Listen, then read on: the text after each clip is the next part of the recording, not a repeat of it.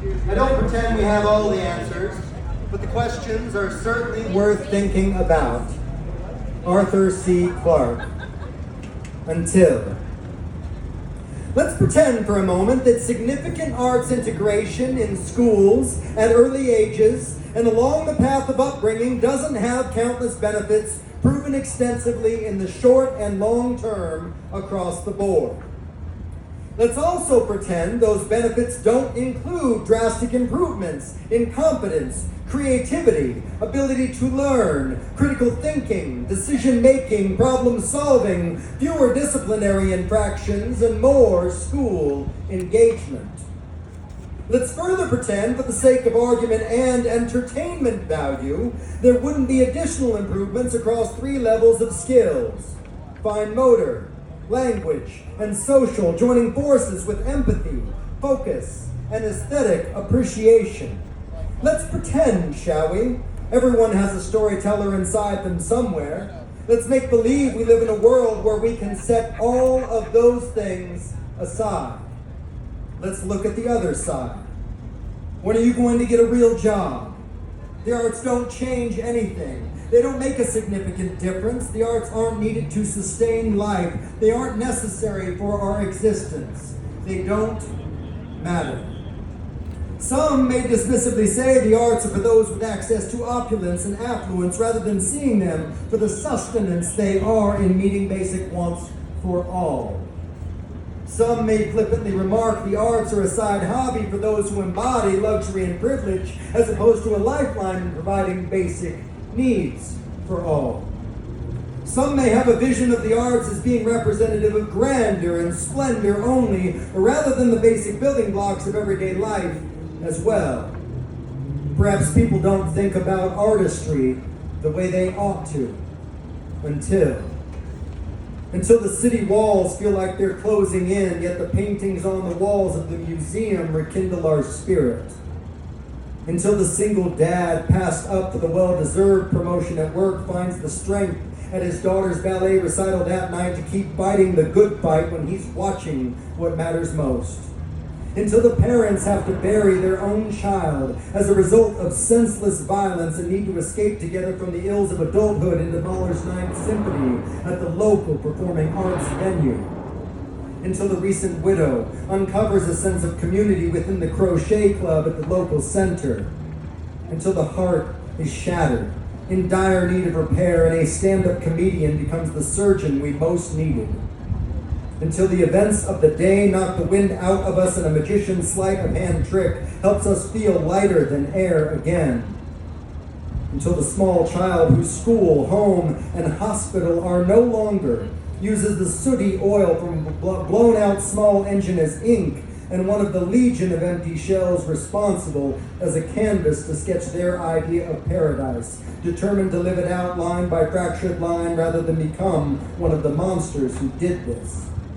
Until our partner cheats on us and runs out on responsibility and a touring light show helps restore our sense of self, bringing color back into our world. Until the headlines overwhelm us and our inspired tattoos renew us. Until we are at the brink of utter exhaustion from working multiple jobs, none of which offer sufficient benefits, in woodworking tutorials, or a tap dance class, or a burlesque show, or making a collage for a friend's birthday gives us the release to get through our day. Until caregivers and protectors discover new levels of toleration and respect for the fiercely dressed artists volunteering to read to children and their parents at the local library, causing everyone's hearts and minds to open wider than previously thought possible. Until the dwelling place is incinerated in a wildfire and we find an irreplaceable photograph miraculously untouched in the ashes.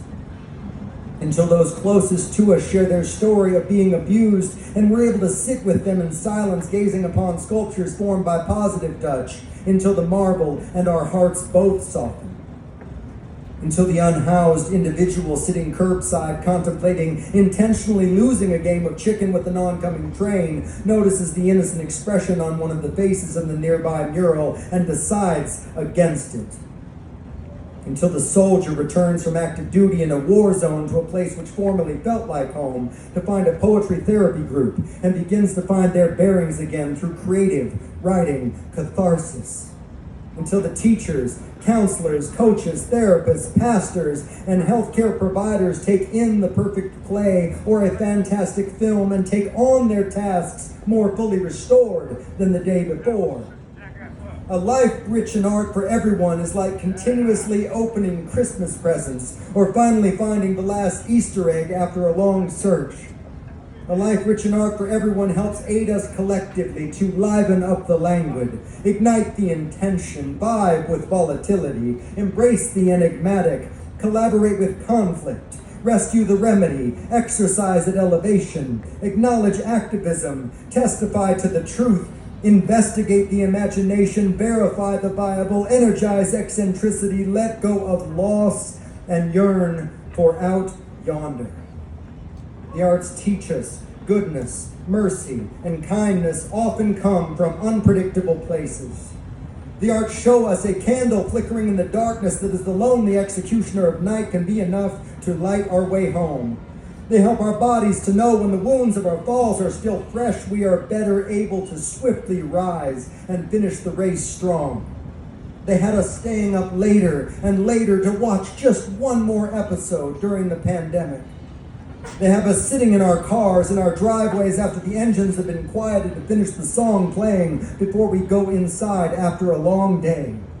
They have strangers seated in the same restaurant as each other, showing their excitement for someone celebrating another trip around the sun by singing in unison a song we all know.